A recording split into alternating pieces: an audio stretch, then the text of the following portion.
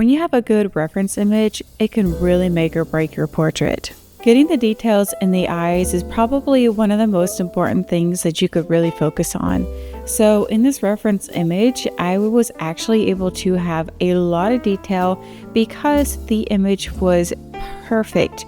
I was able to see everything that I could and was able to, just as if I was in person, seeing this dog.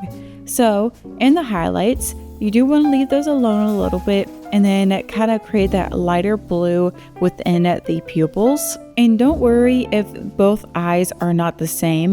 They're actually not ever going to be equal. So it is okay if one looks a little bit off compared to the other one, as long as they are at least similar in size. Now, in most animals and people, there's kind of a teardrop shape in the eyes too. So you kind of want to create that effect as well, so there'll be a little bit of the white of the eye showing through, and usually underneath as well.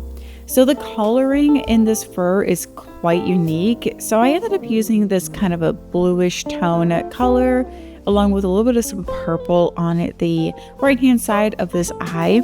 And what it does is, for the undertones, it kind of enhances some of those colors instead of just having one singular color, which is kind of this grayish brown color that I'm using.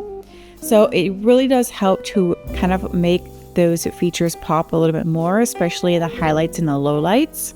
And the first couple of layers are really going to be very discouraging, just because it really does look more sketchy, more like just a regular colored pencil drawing. But if you keep going, I promise you it's going to look more like a masterpiece, a complete portrait, rather than just a little child's sketch.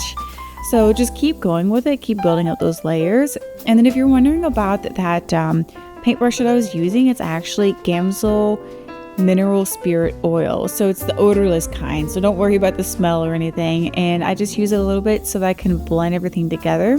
That way you don't have to build up so many layers using just colored pencils, because that can really hurt your hand over time if you keep having to build up a lot of layers and using a lot of pressure to do so. Now, moving on to the ear, there's going to be a variety of colors happening here, and this is actually between the eyes and the ears. Those are kind of the main features of most pets. So these two ears are really big, and there's quite a lot of color happening. So I'm going to use some dark, like pinkish color in with a little bit of some light blue in the highlighted areas. And then I'm also drawing in the same direction as the fur that I see in the picture. That's really important to make sure you're drawing in the same direction, because that really does make or break the portrait when it comes to drawing realistically. And now you can really start to see it coming together overall. If you're wondering what kind of pencils and materials I'm using, feel free to check out the materials ebook, which is in the description below. You can download the ebook from there. But moving on to the forehead area, so I'm still using kind of that interesting bluish color along with some gray tones just for the first couple of layers, and then I start to use darker colors. So don't be afraid to play around with the color options that you have in your color pencil palette. It really does, it's a lot of fun, because you can really add like pinks, purples, blues, greens to your portrait, and it's still going to come out looking really beautiful and really realistic, because ultimately there is a variety of colors that is actually in each portrait. So even if it's a blonde haired dog or a red haired dog or even black, most people think it's just flat black and it's going to be hard to draw, but it really isn't, because there's so many colors that's actually going on, such as purples and blues in the black fur. And that's another reason why you want to have a good reference image, because you can really start to see all of the colors in a higher quality picture than one that's a little bit pixelated or a little bit blurry, or even if it's a pet that's a little bit further away distance wise.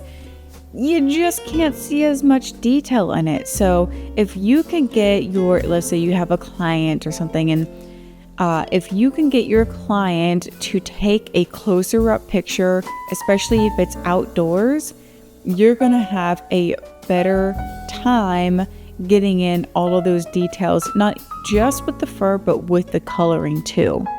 So the 2 ears are almost done. I did use a variety of this kind of like an orangey skin tone color to create that more creamy effect, and then still use some of that darker pink color. With the nose, it's pretty much straight black for the nostrils, and then I'm kind of just using a variety of browns and grays in there, but making sure that I'm leaving room for the highlights once again, and then incorporating some of that purpley blue color just to really just to kind of hone in on these similar colors and keep it consistent throughout. You can even use a little bit of an orange tone just to kind of have that nice warm reflection happening. Usually there is some sort of direction of lighting coming in, so sometimes one side will be a little bit warmer looking than the other just because of that. And I think if you see that, definitely try to apply that, because it does help to create a more 3D, more lifelike effect.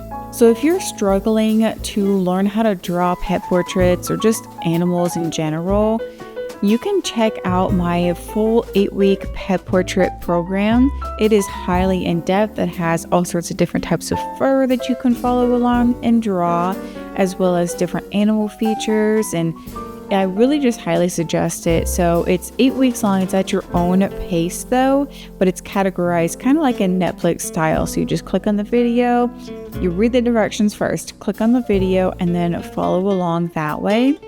And then towards the end, you will get to draw your own pet portrait.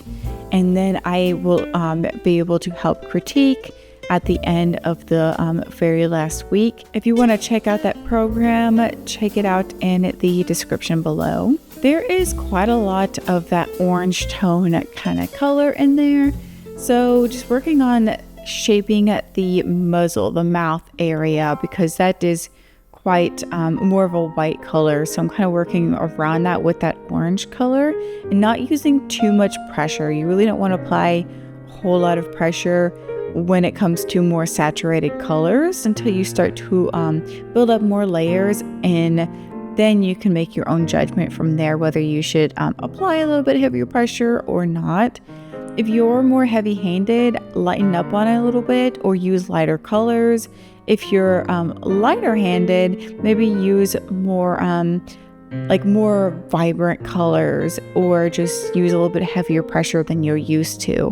Believe it or not, the mouth area is actually pretty difficult, because if you are drawing it and one side's a little bit more droopy or a little bit lighter, it can actually make the whole portrait look way off, because proportionally it just will not look accurate. So you definitely want to be careful with that and make sure that you're drawing the mouth area as accurate as possible. And usually there's quite a lot of dark hair kind of right underneath the nose for most animals. So it's kind of just a let it be dark underneath, and then let it get a little bit lighter as it goes out into the muzzle area.